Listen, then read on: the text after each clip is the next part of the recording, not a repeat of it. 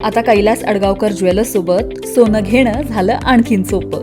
Making चार्जेसवर तब्बल 50% सूट. मर्यादित कालावधीसाठी नक्कीच भेट द्या. कैलास अडगावकर ज्वेलर्स, दत्त मंदिर बस स्टॉप, नाशिक रोड. ईडीचा पथक ओकास प्रॉपर्टी या ठिकाणी दाखल. पथकामध्ये 5 वरिष्ठ अधिकाऱ्यांचा समावेश. उद्या भोंदू अशोक खरातला नाशिक सत्र न्यायालयात हजर केलं जाणार असल्याने त्यापूर्वी आता चौकशीला वेग.